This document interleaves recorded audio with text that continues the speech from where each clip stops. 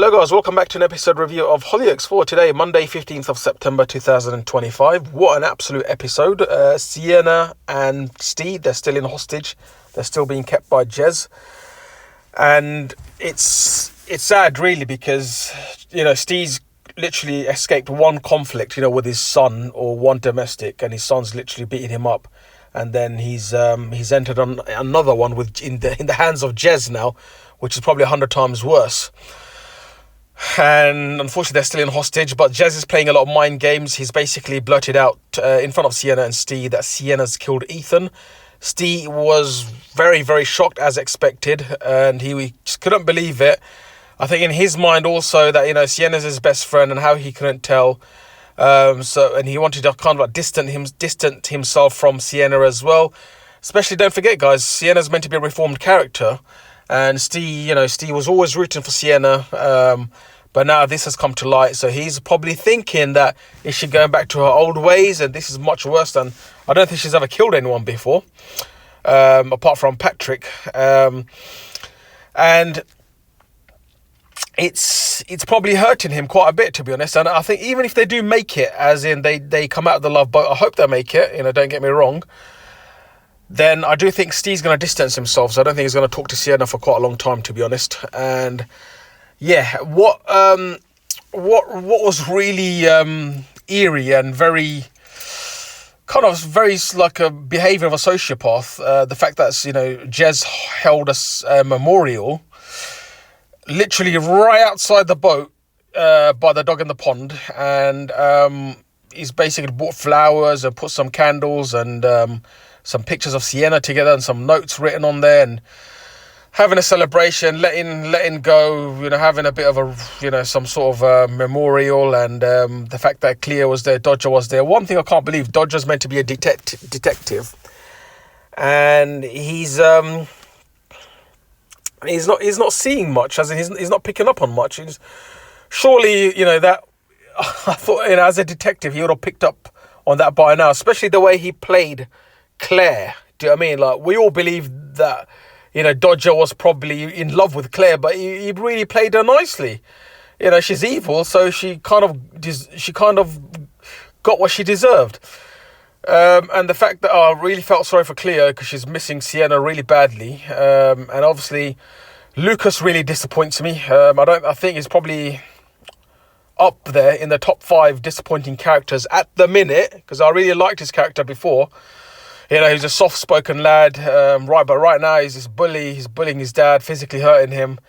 I just don't understand why Steve Steve should have spoken out earlier, even to Leela. Leela would have gotten their help. But yeah, I think Lucas needs to move out. Even when Steve and Sienna manage to escape Jez's clutch, I do think Lucas needs to move out. I don't think he's the type of guy that Steve should keep around, even though it's his son.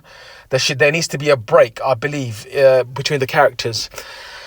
And yeah, the fact that Lucas just straight out lied to Leela that his dad's been hurting him, when it's the absolute complete opposite. And I think Dylan kind of doesn't believe it, because he knows that Steve's such a genuine person. That's the reason why Dylan's madly fell in love with him.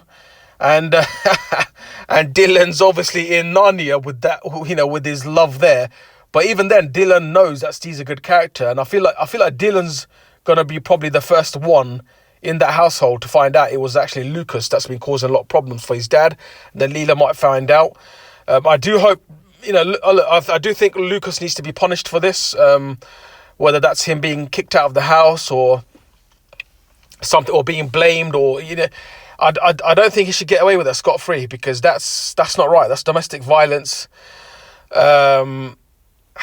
Again, Steve, he's not a timid, shy person. I just can't believe that the writing was that he couldn't fight back. It says Steve's still, he's probably about late 30s now. You still got strength in you. It's like, I just don't understand that, guys. Donnie's come out to Mizbah saying that he slept with Claire. Maybe it was for the best. I don't think Mizbah's gonna take that well. I think she might want some separation for the time being. I do think she's got a lot of self-respect. I just don't see Mizpah allowing Donny to stay over.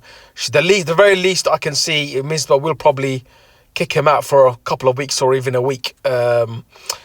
Liberty, she had another disappointing person. The fact that the way she's so in Jez, like as in, so fond of him, and Jez is a saint to her.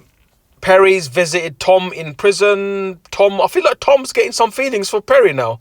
I don't know about you guys. It feels like as if he's kind of falling in love again with Perry, and I actually ship them couple. I do want to see them together because I think they look great together.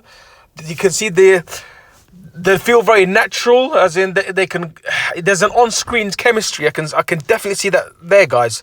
So I hope they, the writers put Perry and Tom there. Don't forget they got a daughter as well, Steph, which obviously Perry's also struggling with because Steph doesn't really pay a lot of attention to her mum, Perry.